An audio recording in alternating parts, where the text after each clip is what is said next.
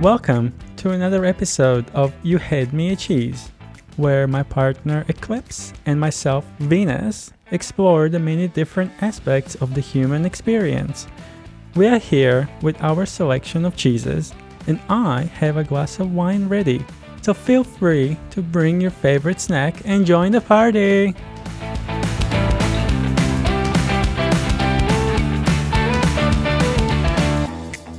Hi lovely people, Venus here, and I'm so glad you have joined us. On today's episode, we're going to dive deeper into Eclipse's journey with chronic pain and how things unfolded since her arrival in Neverland. We're going to talk about the symptoms that have appeared over the years, the long road to getting diagnosed, and the potential triggers for Eclipse's pain. If anyone you know is living with chronic pain, this episode can shed light on the challenges they may be facing. I hope you find something valuable to take away from our conversation. Hey Eclipse. Hey Venus. I'm excited to dive deeper into today's episode. How are you feeling? I'm tired and in pain, but I took some medications this time. It's really good. Yes, I'm listening to my body. I'm glad you are. Yeah, sometimes I forget. I feel you. Sometimes I forget to take my medication as well. And it happens. It's okay. We are all merely human. We are. So many things in modern life come at us, and our attention can be pulled in many directions in a single day. That is true. So, in our last episode, we followed the trail of your journey with chronic pain. You shared that you began experiencing headaches when you were 12 and stomach aches when you were 16. And another layer of challenge was added in the form of chest pain when you were in your early 30s. I'm curious to continue where we left off. What are you curious about, Venus?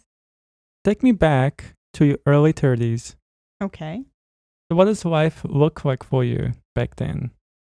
Complicated, stressful, uncertain, but pretty active, I would say.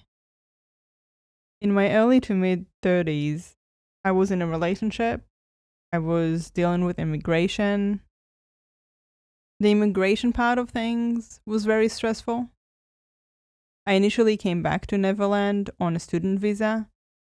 And my idea was that I would study equine stable procedures and go into walking in stables. And even though I really enjoyed walking with horses, the people who were in that institute and the way they went about things just wasn't good at all. And I basically realized that they're not going to let me finish my studies, which will add another challenge when you're looking for a job in that field.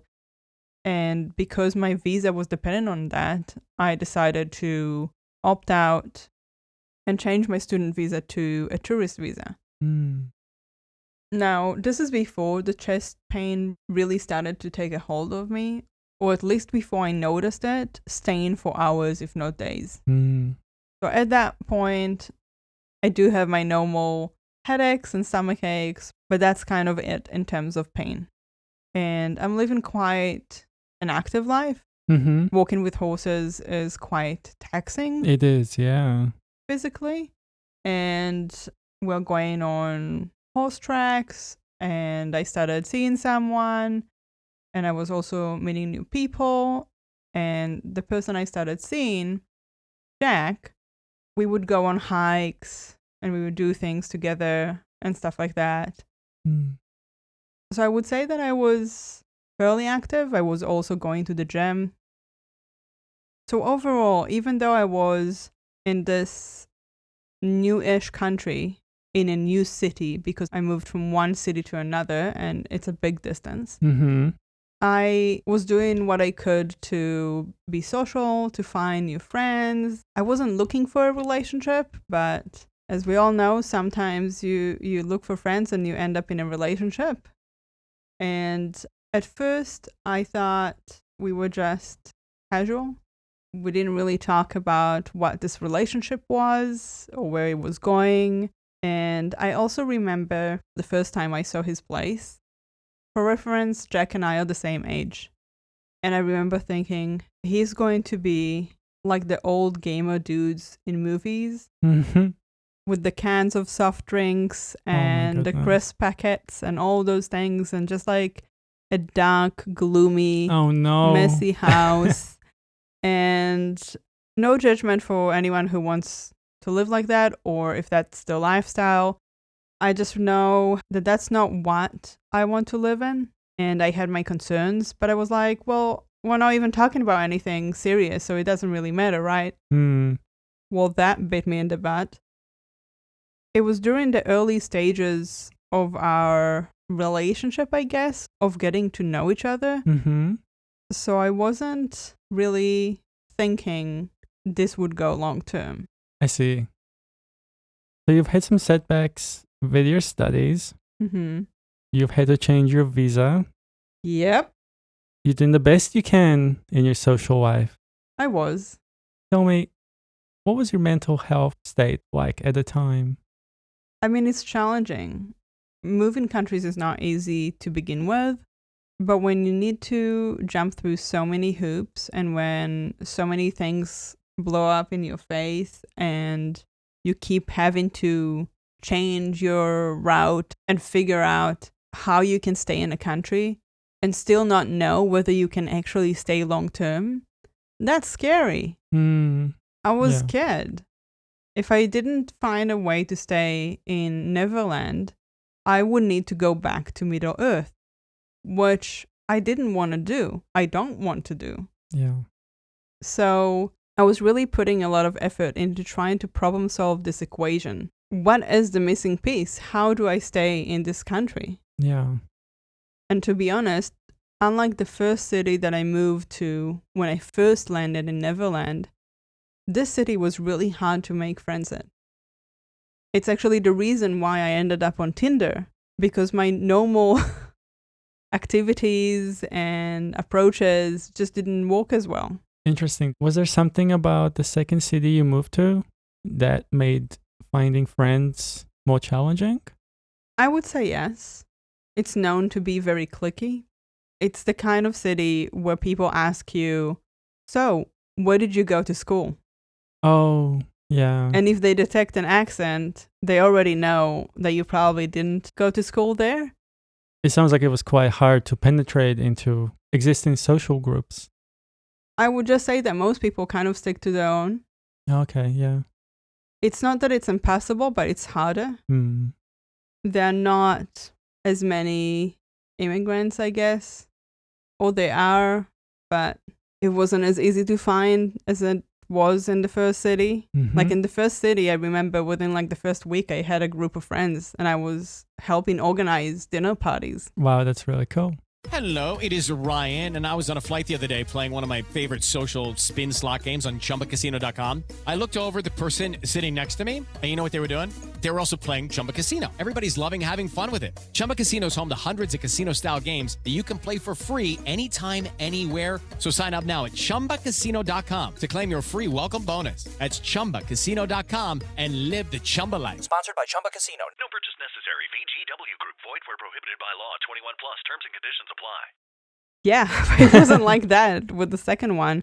And even though I was studying and there were people I studied with, it was harder to make connections somehow. So I went on Tinder to look for friends. Yep. As one does. As one does, don't judge me. I'm not judging you. I mean, you and I both know that that's exactly how we met. Yep.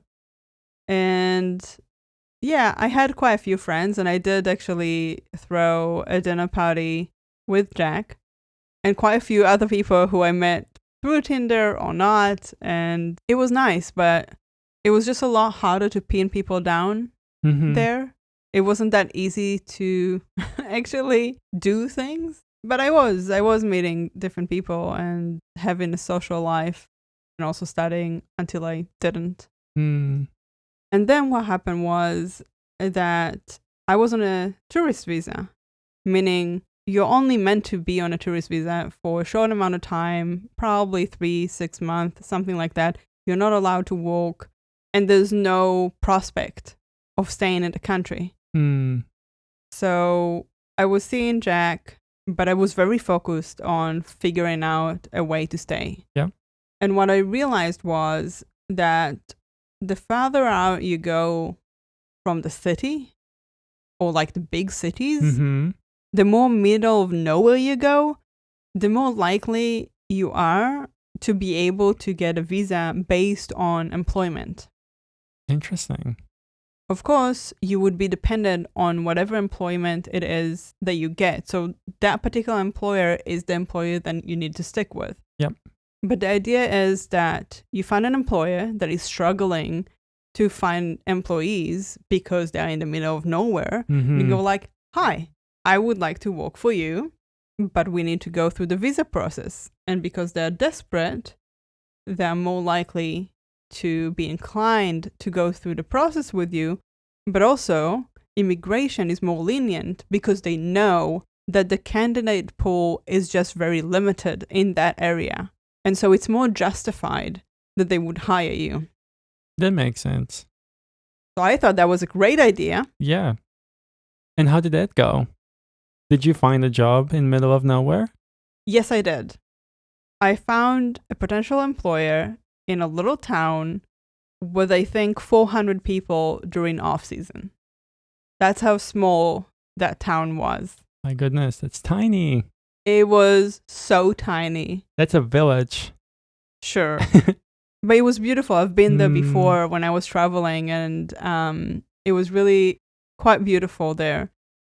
For reference, that place is 5.5 hours from where I lived at the time. And in my head, it was really clear to me that when I move there, even if Jack and I are still together, that will probably be the end of the road for us.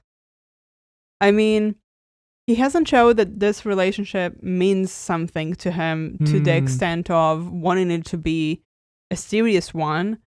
And so I was looking into this decision on my own, not taking this into consideration at all. Yeah.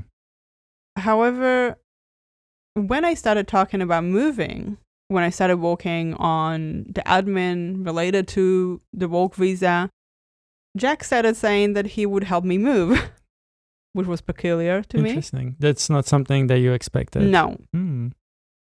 I just expected him to be like, cool beans. It was nice getting to know you and see you when you visit. Yeah. But he started talking about how he would help me move. He would come visit me. And I was very confused because why would you spend 11 hours on the road return? Yeah. That's long distance at that point. Yeah. Why would you have a long distance relationship with somebody that you're not actually wanting to make into a serious partner? And I was on the fence, but I ended up having a serious talk with him, and I basically laid it out and I said, if you're going to put all this effort into staying with me and maintaining the relationship while I live 5.5 hours away, why not put the effort into having me here with you? And I propose that we go through the process of a partnership-based visa instead. I guess it's choose your hard. You're either dependent on an employer or you're dependent on a partner. Yeah. And both have really big downsides. 100%. At that point, I really liked him. I was starting to develop feelings that I haven't had in a very long time. And I was trying to look at our relationship and our potential future through a more optimistic lens. A lens of, well, he hasn't had a really good support system, if you ask me. He had different mental health challenges, and I did see a lot of value in him. He was very smart, very talented, and I thought we can make something really beautiful together. So when you proposed this idea, was he on board? He was very, very hesitant. And I chatted to a friend of mine who is married to somebody from Neverland. Mm-hmm. And she said that when they went through the process of immigration together, he was hesitant too. And it's just the way people are here, and they're very reserved. And we are different because we're from Middle Earth. How to have fun anytime, anywhere. Step 1. Go to ChumbaCasino.com. ChumbaCasino.com. Got it. Step 2. Collect your welcome bonus. Come to Papa welcome bonus. Step 3. Play hundreds of casino-style games for free. That's a lot of games. All for free? Step 4. Unleash your excitement. Chumba Casino has been delivering thrills for over a decade. So claim your free welcome bonus now and live the Chumba life. Visit ChumbaCasino.com. No purchase necessary. VGW Group. Void where prohibited by law. 21 plus. Terms and conditions apply. With so many options, why choose Arizona State University? For me, the only online option was ASU because of the quality. Their faculty was really involved with their students and care about your personal journey. The dedication to my personal development from my professors, that's been extremely valuable to me.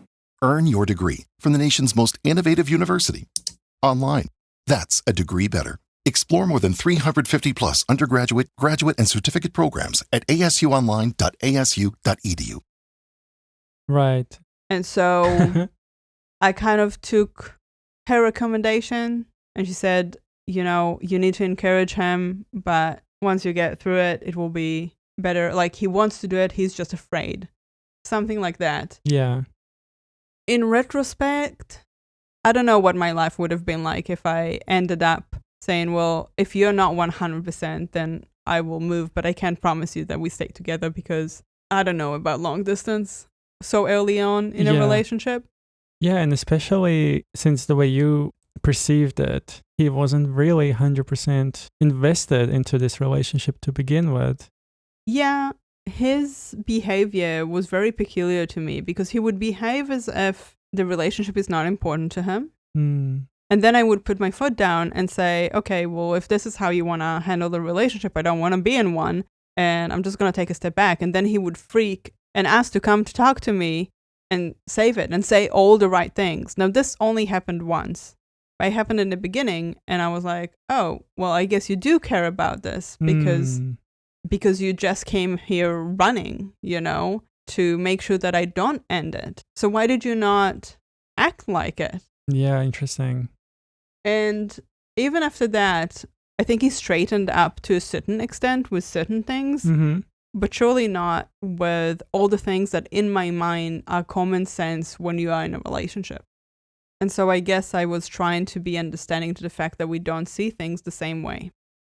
Regardless, we ended up deciding to go ahead with a partnership visa. Yes. And to do that, I needed to move in with him. Mm-hmm.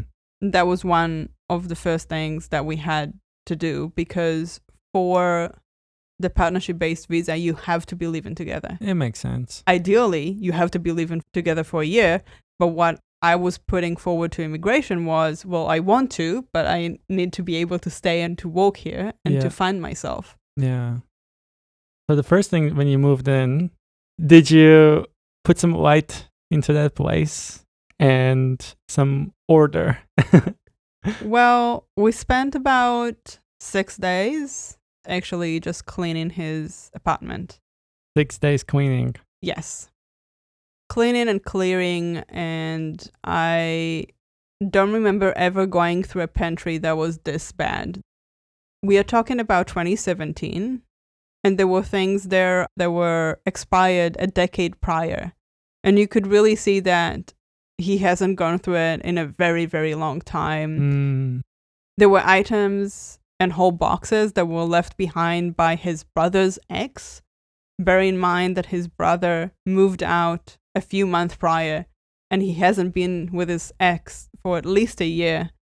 So it was just a bit like being in a dump yard, but inside a house and with like walls and a ceiling. I remember that when I started cleaning his oven, I had to put a respiratory mask because it was that bad. Oh my goodness. I don't think he had cleaned the oven since they moved in. And they have replaced the carpet with textured vinyl. And while normally I would be in the hard floor camp, the problem with textured is that it's harder to clean. Good point. Now, if you clean it often, it might not be such an issue. But I would assume that it hasn't been cleaned in at least 6 months. And I tell you that the cracks in between the texture were black. Oh. I literally had to go on all fours with hot soapy water Yeah. and scrub. And I was like, I am not doing this again. Yeah. And for the listener that is wondering why we're spending so much time talking about this, it's relevant. I promise it's relevant. Hmm. So we moved in together 6 months into our relationship. And as soon as I moved in, it was cleaning and clearing and then doing a lot of admin in order to get the application through. Mm-hmm. And when I say doing, I mean I was doing. Yep, I was kind of assuming that. I was doing that work. And that's fair. It's my application. Sure. And I've always been clear that, it's my application, it's my responsibility. I'm doing the parts that are relevant to me or us. And the only things that I asked for him, no money, no nothing. The applications are something that I paid for on my own and I would never let him pay a dime. The only thing that I needed from him is when there was information about him, about his side of things. Mm-hmm. That's the only thing that I asked from him. Basically, I did the bulk of the work and there were multiple applications over the years and we were living together, but I guess I just hoped that things would change because when I moved in and I looked at the state of the flat, there was a part of me that thought, well, of course he can't maintain it because how can you maintain something that is so messy to begin with? I thought by cleaning the whole place, by decluttering, we were starting over. Like a clean slate. Yes. And I thought once we have that clean slate, we'll be able to maintain it. Because it's easier to maintain something that is reasonably tidy. That's how I walk in my life. 100%, yeah. But it wasn't like that. He wasn't working. And when I finally had my visa approved, I went back to Middle Earth for a visit, but then I came back and I immediately started looking for a job and found whatever, honestly. Yep. And throughout the years, I had different jobs, but it was the same. I was working and I was coming home, and most of the time, he was on the computer playing computer games. And I'm not dissing on computer games. I like playing computer games, but to me, it's a treat. It's not something that you do day in, day out and forget about your commitments or about your responsibilities. Although it is really easy to fall into the trap. Of course it is, but we are adults and it's our responsibility to ensure that we take care of ourselves. Yes. And people around us. And I remember the only thing that I would ask him to do would be make the bed. And I would come back home in the afternoon and hear him sprint upstairs because he still hasn't done it.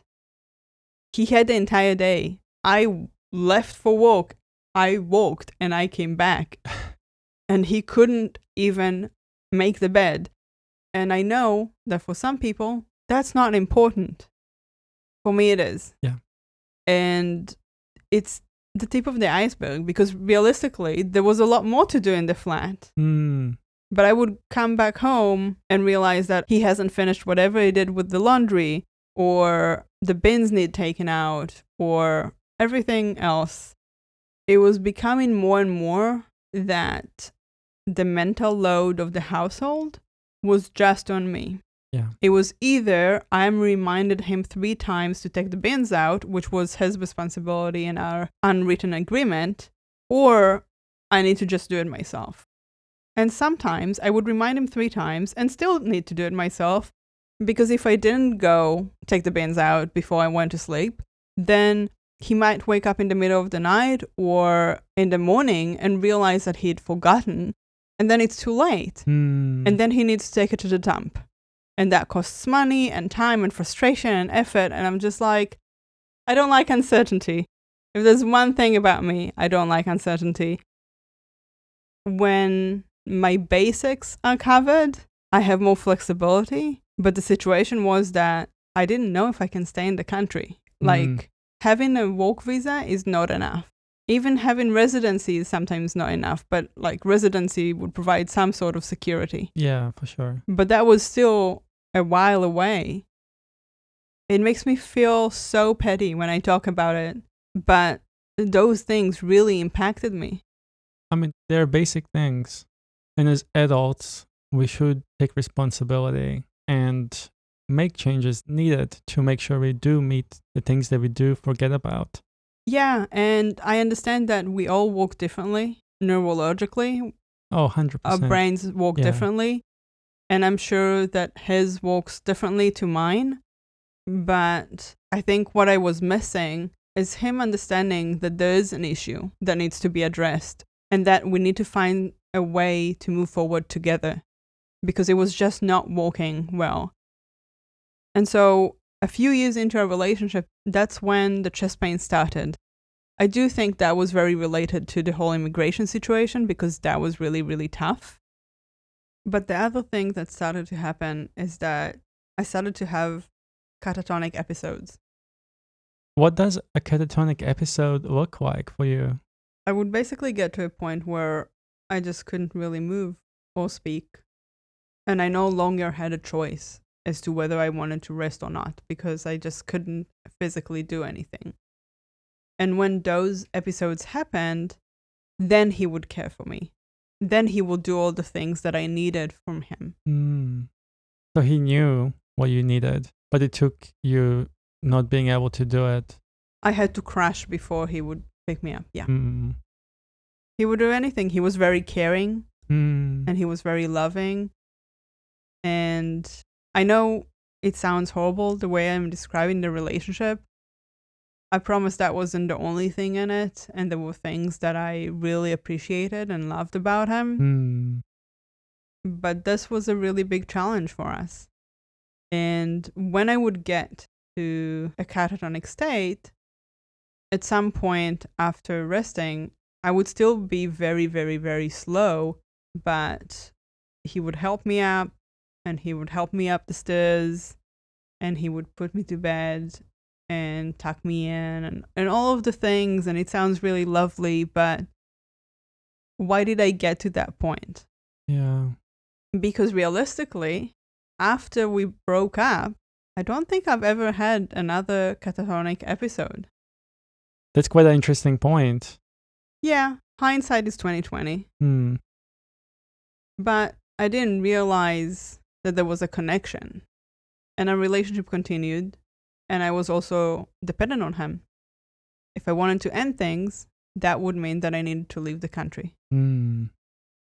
It's a really tough position to be in, especially since you don't want to go back at all. Correct. Of course, I'm sure that if it got to that, I would have put my head into it and maybe figured out another way, but it's just another hoop to go through. And when you spend years not knowing where you can actually stay, it is so unsettling not to know where you can grow roots. I don't think I can explain it to somebody who hasn't gone through it. We were together overall for 6 years. I applied for my residency, I believe, in 2019. And then COVID hit. What did that mean for your visa? What it meant was that they were not looking at applications like mine during lockdown. They were prioritizing other applications, and mine was... set on hold? Yeah, basically. Nobody's looking at it. Great. Exactly what I needed. And it was really tough. It was really, really frustrating. And not great for my mental health either. But I got my residency approved mid-2020. But inside me, I knew something was wrong. By the end of 2020, I remember having a walk with him at a park. Just another lovely walk through the bushes and trees. I really missed that park. It was really beautiful. And it's just such a nice thing to do with your partner, to walk around and chat and enjoy nature. But the conversation was that I don't know for how much longer I can keep going. I was breaking down. In this relationship. Living together. Right. I think it was around Christmas break. At that point, I knew that I was losing my job because there was a restructure in the company that I worked with, and my position was one of the positions that were disestablished. I had a few more months, but I had to find another job. And I told him that unless something changes, I will move out once I have a new job. And it didn't matter if I found a job in the city that we lived in, or if I found a job elsewhere. I will be moving out. I can't continue like this. It's just so bad for my mental health to feel like I come back home and my home is not safe. Yeah. Because he was a really handy person, don't get me wrong, but he would fix something and then leave whatever it is that he was using on the floor, and I would injure myself. Because when you get home, you don't think that you need to look at the floor like a hazard. So you're prioritizing yourself? I knew that I had to. As long as I was on a work visa, I couldn't, because you had to prove that you were living together. And I was like, okay, I can't move out. But when the residency came through, I said, okay, it's time. Unless something changes. And I don't know if he thought I was bluffing, but I was dead serious. The sad part is that it was kind of too late. Because during that Christmas break, I ended in the hospital. Oh my goodness. First time this happened? Probably not the first time. I've had like random pains at this point. I've had shooting pain. I've had all sorts of stuff that I couldn't explain. All of a sudden, I wouldn't be able to use my arm. But when I would go into the hospital, which, by the way, I do not like going to the hospital. Same here. Jack, however, loves it. The hospital is like his safe space. It's like his Blankie. I do not share the same sentiment. But I ended up in the hospital a few times because of stuff like that. And I had a friend go with me and spend hours, and we were trying to explain all the symptoms that were really weird, but we couldn't make sense of it, and the doctors didn't find anything. And I went back to work in January and I just couldn't walk. So I went to the doctor, got some time off. I was off for about 2.5 weeks because of pain. Right. Because of unexplained pain. And then I went back to work for a few days, and I had to go up north. I had to drive up north for a few hours on my own. It was something that was planned. I knew it wasn't a good idea, but there was a really big commitment involved, and I didn't want to disappoint people, and I didn't want to backtrack on my promise. And so I took that drive, and I crashed my car. Unintentionally, clearly. I didn't want to crash my car, but that's what happened. And the thing about me, as we mentioned before, is that I tend to push through. And so my commitment was to interview people in this other city. And even though I crashed my car, and even though I was quite shaken up, I only canceled one. I canceled the person that was scheduled for the next morning, for the first slot of the morning, and I kept everything else the same. I went to the emergency department later that night, which I was very reluctant to. The person who hosted me helped me get to places because I no longer had a car. I would say that I was very lucky. I crashed my car, but people immediately stopped and came to help me, and the person whose fence I accidentally drove into was not mad at me and actually helped me with things. Somebody drove me to where I needed to go. I'm so grateful for the people that were around me when that happened, because I was in absolute shock. It sounded like you were surrounded by an amazing bunch of people who wanted to do nothing but help. Hey, it's Ryan Seacrest. Life comes at you fast, which is why it's important to find some time to relax. A little you time Enter Chumba Casino. With no download required, you can jump on anytime, anywhere for the chance to redeem some serious prizes. So treat yourself with Chumba Casino and play over 100 online casino-style games, all for free. Go to ChumbaCasino.com to collect your free welcome bonus. Sponsored by Chumba Casino. No purchase necessary. VGW Group. Void where prohibited by law. 21 plus. Terms and conditions apply. Yeah.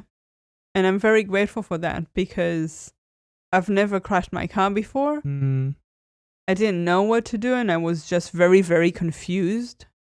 I lost a few seconds here and there and I was quite disoriented and I had this like rush of all these responsibilities that I had to tend to. I needed to let my partner know and I needed to let my host know, and what about the interviews and what about all my commitments. And the person that was with me was so helpful. She basically set me down in her car with a blanket, even though I was like, I don't want the blanket, I'm too hot. She's like, no, put the blanket. And she gave me a notepad and a pen and she was like, just write things down. Yeah. That's really smart. Yeah. And they helped me call insurance, and also their support meant that I was questioning insurance, whether I'm going to be charged. And when insurance was a bit iffy about it, I was like, actually, don't send a tow. I'm fine. We'll just leave the car here. So anyway, I crashed my car. I continue with my commitments and push through, even though I've been in pain like leading up to this and then had a car crash. Then I fly back down and buy a car almost immediately after and try to go back to work a few days after that, only to realize that I'm too traumatized. Yeah. And I'm really not okay. Yeah, what happened? I do want to just go back for a second. Sure. And ask about that experience which took you to the hospital around Christmas. You've had strange pain you have not experienced before and finding it hard to explain. Do you remember when this kind of pain started? And would you say you've just been pushing through this pain for a while? I think the random pain, and by random, I just mean you never know where it's going to show up and what type of pain it's going to be. Is it going to be a burning sensation? Is it going to be pinching? Is it going to be shooting pain? You don't know. Is it going to be my arm, my leg, my stomach? Could be anything.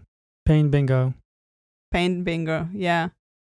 I think it started sometime during my relationship with Jack. So to clarify, I'm 35. I'm about to lose my job. I know I need to move out because living with Jack, as much as I loved him, was killing me. That's how I felt. But I also had concussion, which is something that I didn't realize because, well, I didn't think about it. And when it was brought up, my doctors dismissed it because I had a lot of pre-existing pain. And they were basically saying, how can you know whether it's concussion or just what you had before? Wow. That's not really a nice thing to hear from a medical professional. No, and I think what really hurts me is that I trusted her. That was my regular doctor who knew me for a few years by then and dismissed me and didn't want to look into the additional issues that come from whiplash and concussion. But as I said, I continue. And over the years, I push through. I job hunt like nobody's business. I end up finding a job in the city that I originally moved to, and I relocate. Jack and I are still together, but we are doing long distance, which he was not happy about at all. But I had to do that for my career. I had specific financial goals that I wanted to meet, and I just knew that the city that I lived in wasn't the right place for me to achieve them. So even though I had a car accident, and actually I had another car accident just before I moved cities. Oh my God. Yeah, my life is peaches. Babe. Even though all those things were happening, and even though less than a month after I moved, there was another lockdown, which meant that I had to stay living out of a suitcase for longer before I could actually find a flat. And just things just kept happening. And yet I was adamant that at some point it will ease and it will get better. And I kept pushing. I had a friend who got very ill, and a few months later he passed away. And between the point he got ill to the point he passed away, I was just so anxious. It was like I was waiting for the other shoe to drop. Like I knew there's no way that he will make it, even though people were still optimistic, and I felt really bad for not feeling that optimism that people had. And I was trying to listen to those voices and be optimistic. But then he passed away, and that hit me harder than any other passing that I've experienced in my life. And regardless, I kept going. And the job that I was doing was really challenging for me, both because it was a different field, but also it was a lot more demanding in general, and the city is more demanding, and just everything else. And I'm experiencing more and more pain. But again, pushing through. Yeah, even if it kills me. And I remember being really burnt out, but looking for another job. This is after I spent about 12 to 16 months in this newer job.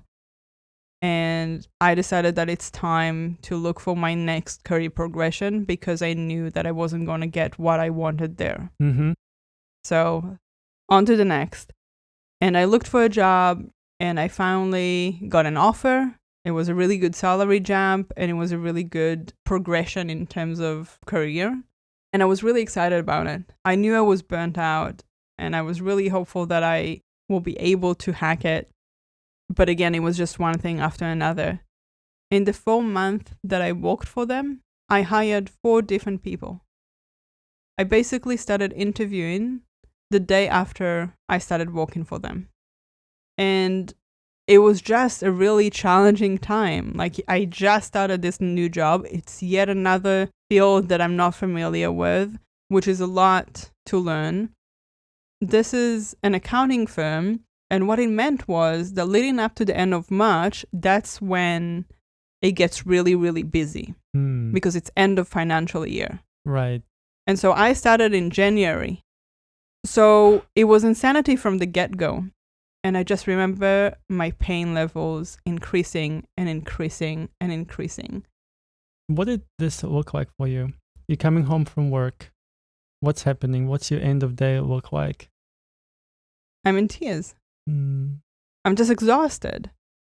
I remember having a meeting with my manager, some sort of a performance review or something like that.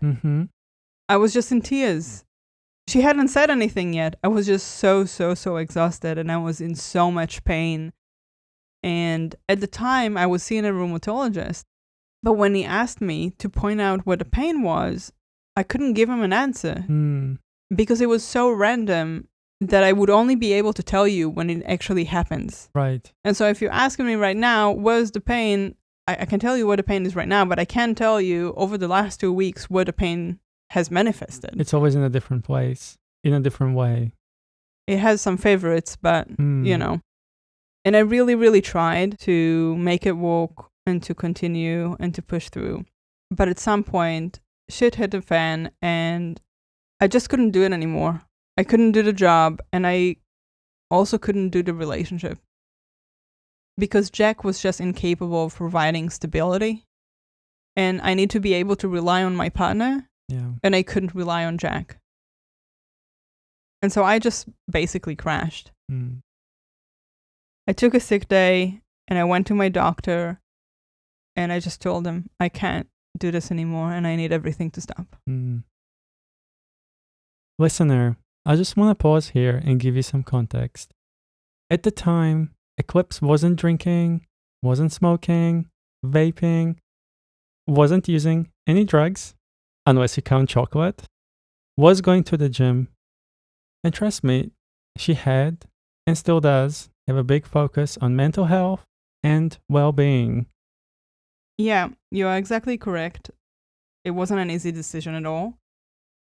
In fact, I was very set on finding ways to support myself. And still do journal every day, and I meditate every day, and I drink my water, and I take my medications, and all of those things. And around the same time, actually just before I decided to resign, I was put on blood pressure medications, because even though I was in my 30s, my blood pressure was actually really, really high. And that was very concerning to me, because one of my exes actually passed away from cardiac arrest when he was my age. Bubba Wallace here from 2311 Racing. Funny thing about being fast, you end up waiting a lot. First to show up, first in line, then just waiting. Me, I rev up Chumba Casino. With over 200 social casino games, no slow lanes here. Why sit around when you can spin? I'm already racing. Your turn. Play for free at ChumbaCasino.com. Let's Chumba.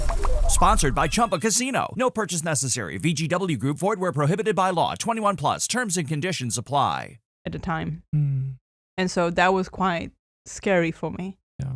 And I took it very seriously. And I just remember having those thoughts leading up to this crescendo of madness. If I die tomorrow, what does it matter? What does the salary matter? What does the position matter? It doesn't. None of this matters if I die tomorrow. And those thoughts were actually following me around for about 1.5 years prior, because when my friend passed away, he was at peace, and he was able to say that he spent his time doing what mattered to him, connecting with people. Yeah. And I felt like my relationships were suffering because of the state that I was in, because I was so stressed and in so much pain, and you just can't be your best self when you are like this. And so I asked my doctor to basically excuse me from work indefinitely. I resigned, and I found financial support, and the point was to take the time to focus on me. Like, what is happening in my body? Why am I in pain?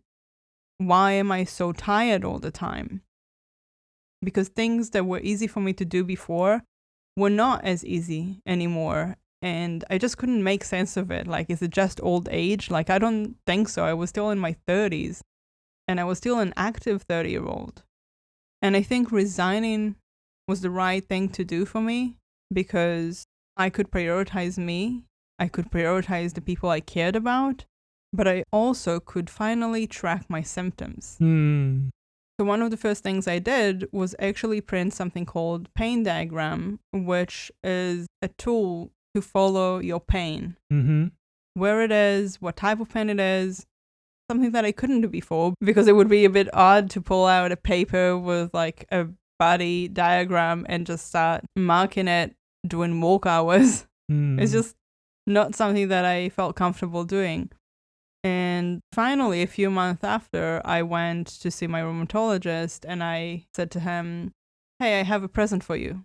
And I handed over the pain diagram, and I said, "You asked me what the pain was. That's where." It was interesting to see that most of it was on the lower half of my body, and mostly on the left side. And do bear in mind, I'm right-handed. A lot of the pain is also around my neck, shoulders, head. And I came out of that appointment with a diagnosis, which was fibromyalgia. And while it was nice to have a diagnosis, I don't feel like my journey is over. I feel like there are still things that I don't understand. So you finally have a label. Yeah. For what you've been experiencing. For years. For years, yeah. Yes. Did this bring any ease at the time? I think it helped a little bit by the mere fact that I had something to Google, and I could look up support groups on Facebook, and I could see what other people were doing. It's also helpful with medical professionals. Yeah. Later on, I was able to join a pain management program, which I'm not sure I would have received a spot on had I not had a diagnosis. Granted, I do think that fibromyalgia is basically the type of diagnosis that they give you when they've ruled out everything else. Right. So I'm not quite sure that it gave me an answer, but it gave me something.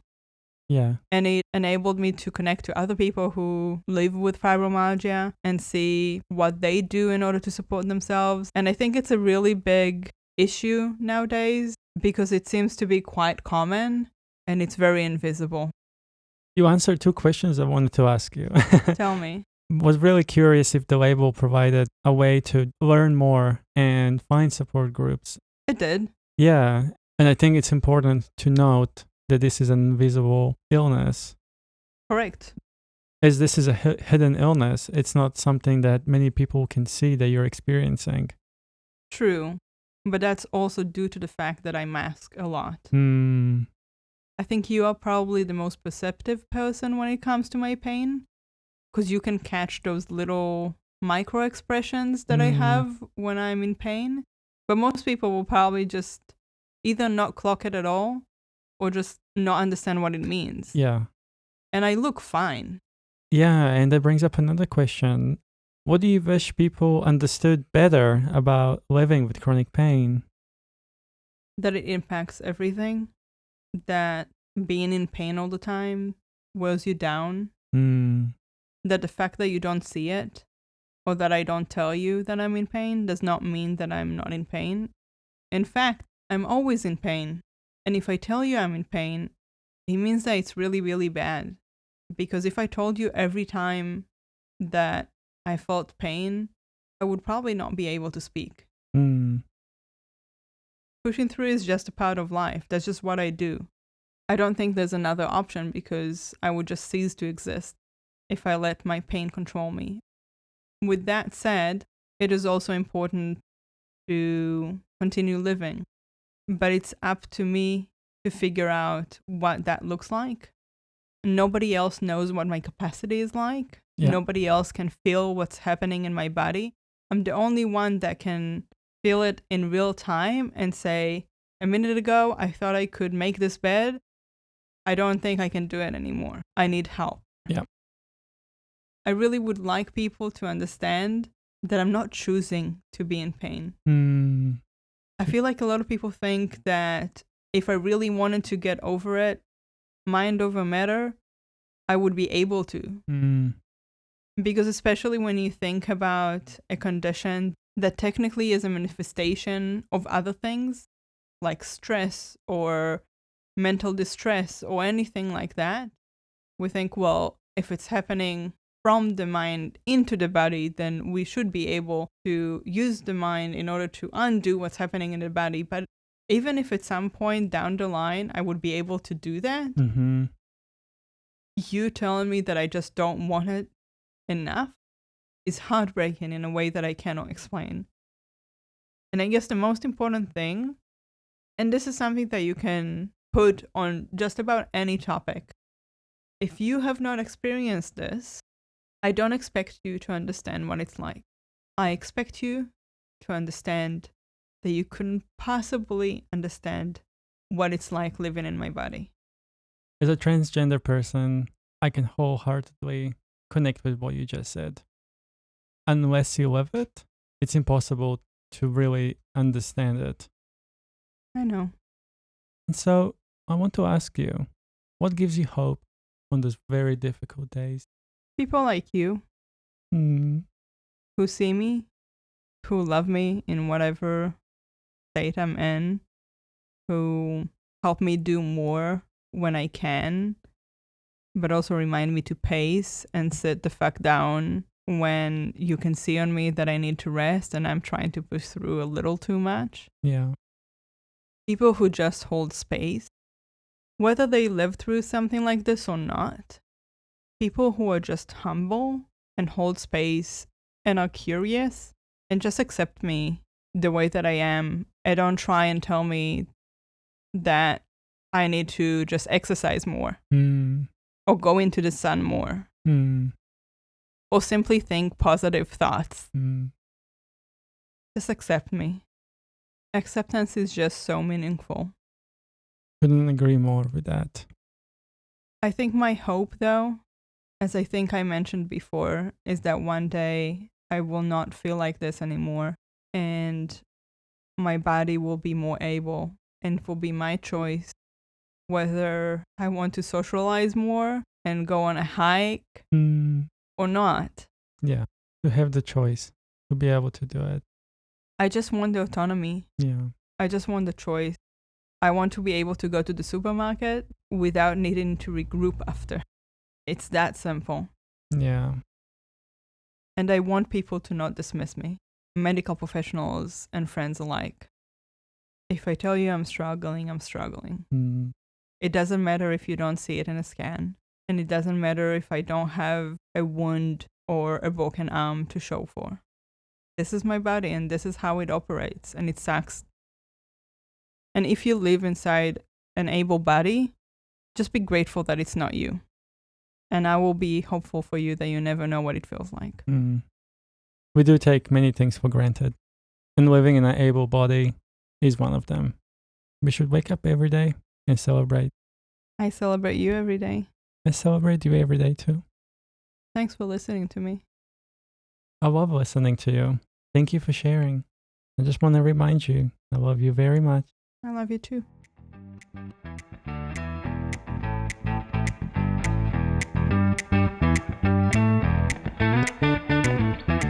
We have reached the end of our episode and hope you have enjoyed your snack as well as our conversation. If you liked our podcast, we would truly love for you to leave a comment, rate our show, and share it with anyone who would benefit from our conversations. And if you didn't like our podcast, then don't worry about it.